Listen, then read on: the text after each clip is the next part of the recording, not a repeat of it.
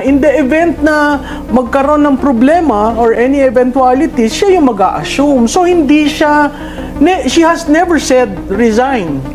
Ang at most na sinabi niya, magpa-hair follicle test tayo.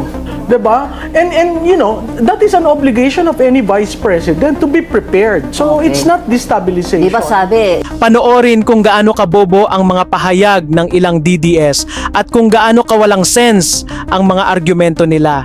Do they even realize how bobo their talking points sound? This woman, isang majubis na certified fake news peddler na paulit-ulit nang nahuhuling nagpapakalat ng maling impormasyon pabor sa mga Duterte, tila aliw na aliw sa kanyang 15 minutes of fame matapos mag-rage bait kay Yusek Claire Castro. Si Gutesa, siguro alam ni Yusek kung nasan si Gutesa. Bakit naman sa akin ibibintang? Baka kayo may alam. Ay, Total, hindi, kayo hindi naman ko alam yata kasi- may kakilala dyan. Hindi, ikaw ang nasa gobyerno eh. Pero teka lang, sino ba nagpresent sa kanila? Ay, Yung mga hindi kaalyado ko alam nyo kung sino nagpresent sa nagpresent. kanila. Please do not accuse Hindi kami me. nagpresent dyan. Baka kaalyado nyo nagpresent Ay, dyan. hindi. Ay, yan ang propaganda.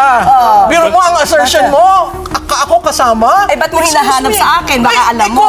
Malutikya insisting na dapat alam ni Castro kung nasaan si Orly Gutesa kahit walang ebidensya o predicate is peak kabobohan.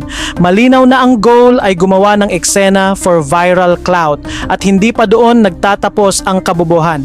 She even claimed na sinungaling ang INC spokesperson sa interview niya kay Corina Sanchez. So nagpaalam siya sa pamunuan ng iglesia na sasabihin niya lahat yon.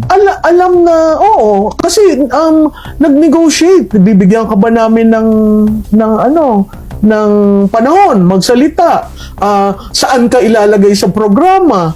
Kaya makikita mo, after nung nagsalita, hindi na nila tinuloy yung third day. Pero kapatid na Edwin, siguro ito ay isang katanungan na hindi lang kami, mas maraming nagtatanong at mas gustong malaman nila ang kasagutan. Anong masasabi po ninyo doon sa mga sinabi ni Senador Amy Marcos noong siya na ang nagsalita?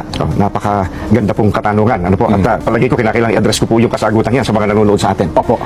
Pinag-usapan naman po ni Senadora at ng organizers ng rally na hanggang sa ikalawang araw, yun pa rin naman po ang ipananawagan ng rally. Justice, accountability, transparency, at peace. Labas sa pinag-usapan ang sinabi ni Senadora. Labas sa pinag-usapan ang sinabi ni Senadora. Ni Cristo ang nabigla doon sa sinabi niya dahil hindi naman yun ang paksa ng kanyang tatalakayin dapat. Tinigil tuloy.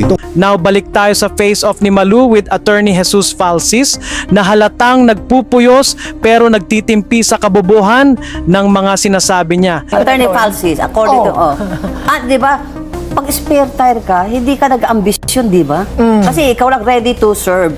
And that's a default already. You don't need to say that you're ready to be president or take over anytime. Parang it's conduct unbecoming kasi may context of destabilization. May context na merong mass rallies trying to call for the resignation of the president. And so parang ang dating, masyado siyang quote-unquote, hindi ready, but atat. And it's not really a question of are you ready to be vice president eh. It should be a question of are you competent, are you accountable, are you clean, are you prepared to face the music, especially yung impeachment, yung confidential funds. Hindi pa naman niya nasasagot yung mga ganong questions. So, ready for the president or ready for accountability? If I may just correct, there was a ruling, you're a lawyer, there's an impeachment, there was a Supreme Court ruling on that. So, Ruling on what? Pinagsasabi ng majubis na fake news peddler na to?